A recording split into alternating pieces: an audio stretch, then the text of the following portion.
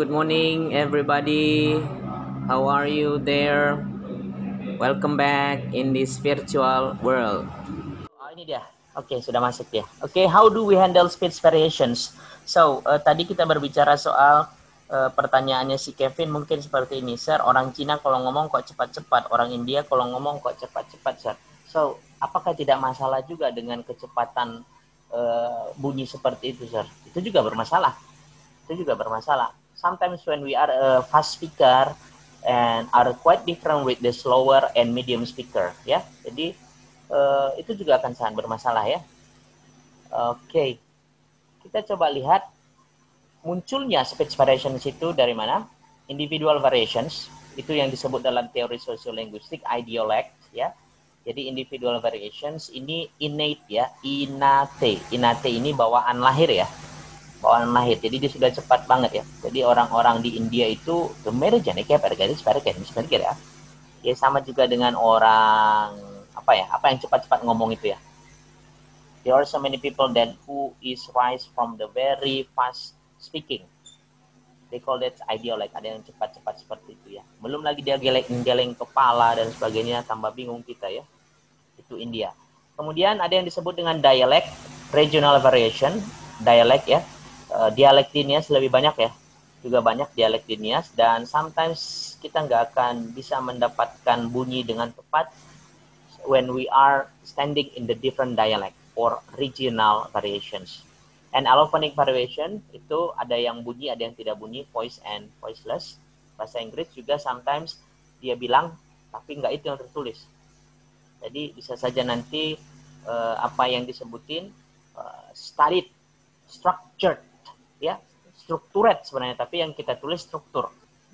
Ya, itu yang disebut dengan allophonic variations. Allophone artinya separate ya, separate or particular characteristics of particular language.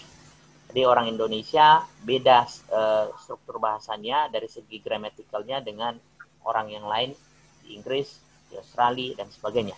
Itu juga akan sangat bermasalah terhadap speech perception. Faktor yang lain yang mempengaruhi speech perception itu adalah keragaman dari dialek itu, terutama geografi, ya, geografi, ethnicity, social class. Mungkin yang paling enak dibahas itu adalah social class. I don't know, ini hanya lelucon mungkin ya, jangan diperpanjang ya. Jadi kalau orang Jawa itu kan ngomong lambat-lambat ya. Kalau orang Jawa itu ngomong lambat-lambat bisa masuk dalam musik dulu ya. Ya kan, kita musik dulu. Lain pula dari orang Batak, dia ngomong cepat-cepat. Jadi social class itu mungkin karena orang Jawa dulu itu there are so many imperialisms in Japanese island at the time, Dutch land, orang Belanda itu masuk ke situ menjajah dan kebanyakan orang Jawa menjadi a very lower class in social, maka mereka harus berbicara lambat.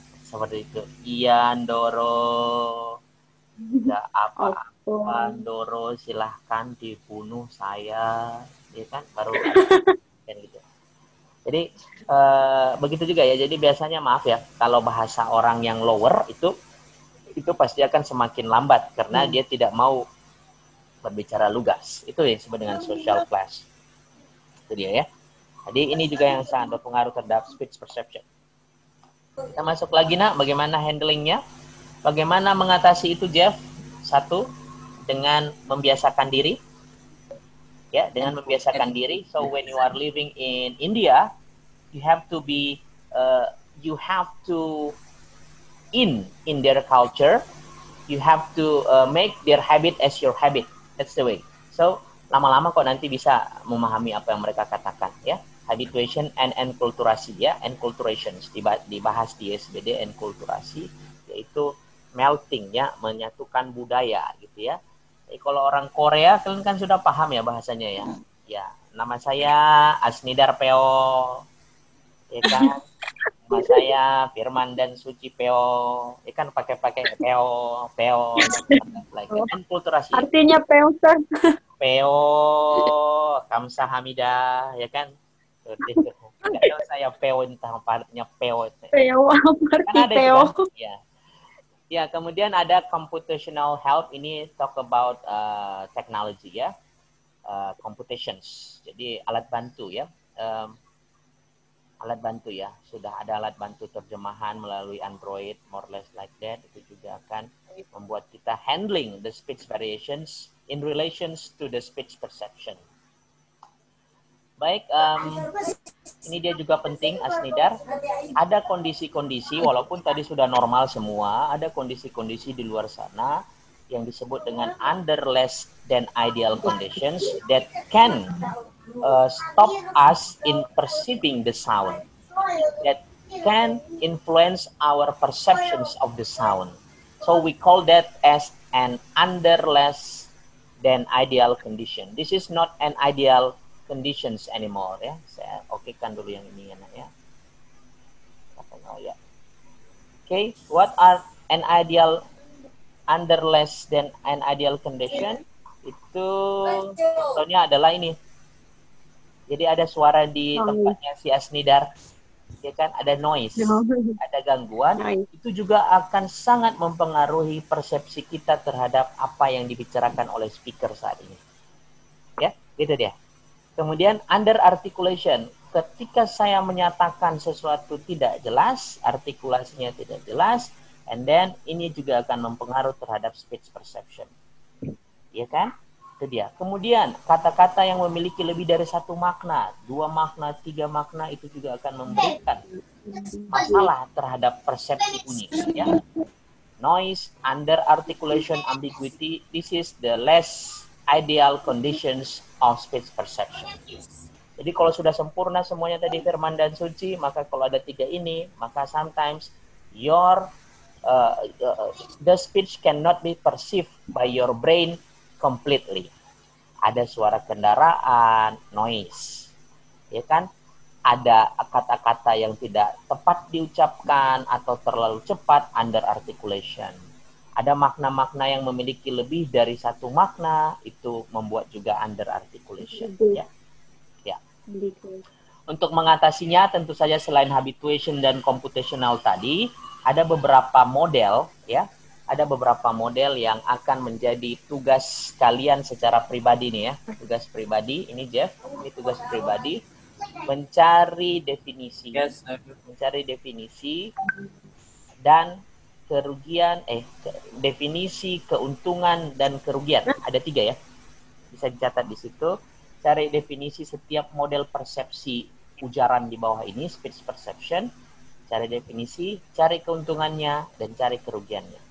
Masing-masing ya, masing-masing dari models of perception.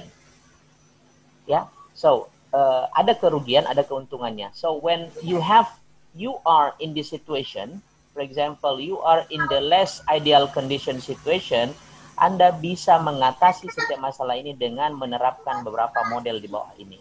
But remember, bahwa setiap model sesuai dengan definisinya pasti ada kerugian dan pasti ada keuntungan. Keuntungan. Ya, keuntungan. Contoh, si Jeffrey tinggal di bandara, di daerah bandara gitu kan, pasti there are so many traffic, space traffic over there. Untuk mengatasi masalah speech perception, jika dia ngomong dengan orang, pakai apa dia? Model apa di sini? Ya, itu maksudnya seperti ini. Jadi pasti ada jalan keluarnya ketika kita berada dalam masalah less ideal conditions of speech perception ini. So, nanti kamu bisa lihat teorinya, kamu lihat definisinya, kemudian kamu perhatikan keuntungan dan kerugiannya. Ini individually ya, di PDF, di Word ya, diketik ya Kev ya, diketik dan diserahkan di Google Classroom. Yes, saya mau nanti salah satu dari kalian kabarkan ke Sir di Telegram, Sir, di assign tugasnya. Kan harus saya assign dulu ya, baru bisa diserahkan nanti tugasnya di Google Classroom. Yes, sir. Ya, oke. Yes, sir. Ada beberapa catatan nih, Selina. Ya, itu noise ya. Noise. Yes, sir, noise. Ya, itu noise. Apa under articulation sudah saya jelaskan tadi. Apa ambiguity saya jelaskan tadi. Oke, itu dia. Speech signal. Ini dia, tadi juga sudah dijelaskan si Michael bagaimana produksinya. Organ of speech and their function. Ini tadi, the brain and the motor nervous system. Ini semua dari sini sampai di sini ada di dalam vocal cord kita. Ya, ada di dalam vocal cord kita. As a speaker, of course, we have to have all the kinds, ya. Jadi kalau vowel itu diucapkan seperti apa tepatnya sehingga bunyi vowel bunyi vowel itu bisa dengan tepat dikatakan. Jadi kalau dikatakan car, car. Jadi harus tepat, ya. Manner-nya harus tepat, place-nya harus tepat, ya. Features dari setiap bunyi itu juga harus ditetapkan, ya, harus tepat. Tadi ada teman-temanmu yang mengatakan tetap mengucapkan kata symbols instead of saying symbols. Jadi bukan symbols, ya, symbols bukan say, walaupun s setelah s ada y, ya. Jadi you have to place the articulations in the right place, and when you put the articulation in the right place, the manner will be produced well. Gak salah juga nanti mengucapkannya. Jadi kadang-kadang juga kita mengucapkan salah itu gara-gara kita tidak menempatkan posisi bunyi itu, ya. Posisi bunyi itu tepat pada vocal cord kita tadi, ya, tidak tepat di situ. Jadi ya kita mau bilang 8, ya kan, kita mau bilang 8, coba siapa yang bisa bilang 8 ya? 8. Ya, penutupnya huruf T atau huruf K? T. Ta. Ya, yang dengar tadi huruf apa? Bunyi apa tadi? Iya. Kalau masih kedengaran huruf K, itu salah gitu kan? Itu salah, maka place and manner-nya belum tepat. Itu juga akan sangat bermasalah dalam speech perception. So 8, ya. The last sound is t. The last sound is produce t. Ya, 8. That's the way, ya. Ya, sama juga dengan elephant dan 11, gajah dan 11, ya. Coba sebutin siapa yang buka mic-nya. Gajah dalam bahasa Inggrisnya apa tuh? Happy, mungkin Happy. Dia buka mic-nya tadi tapi tutup lagi. Silakan Happy. 8. Gajah. Gajah. Krokodil. Bahaya itu. Telepon. Iya, nggak kedengaran loh, nggak kedengaran loh. Elephant. Kalau 11? 11. Hah? 11. Oh ya, oke, baik ya. Elephant dan 11 ya. Elephant is for the animal and 11 for numbers, ya. 11 ya. Elephant for animal, 11 for the numbers. Sama juga dengan event dan event ya, event and event. Ya, itu features yang bisa digunakan ya. Event dan event ya. Ya. Hanya ada nama Seven Niati ya. Oke, kita masuk lagi ke beberapa catatan. This is what I mean by distinctive features ya. Vowels, apa yang dimaksud dengan vowels, bisa di flashing back your understanding about phonetic phonology, vowels.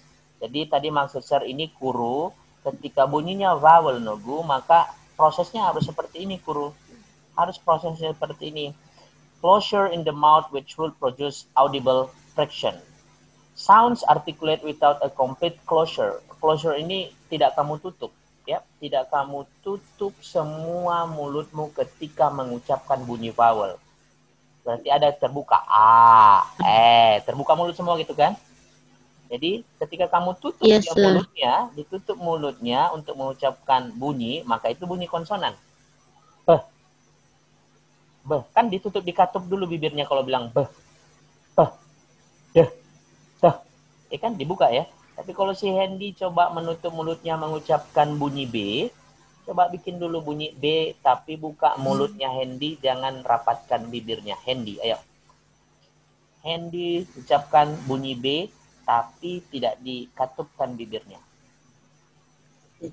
Ya. Kenapa? Jadi nggak bisa bilangnya Hendy ya. Makanya harus nggak bisa Sir, nggak bisa, harus jumpa bibirnya. Benar, jumpa bibir kita. Maksudmu apa? Iya Sir, bibir atas bibir apa? Jadi vowel dan konsonan itu bedanya ya. Oke, nah see you soon and have a nice day and happy weekend ya. Happy weekend, sir. Alright, See you, sir. Happy weekend, sir. Ya. Oke.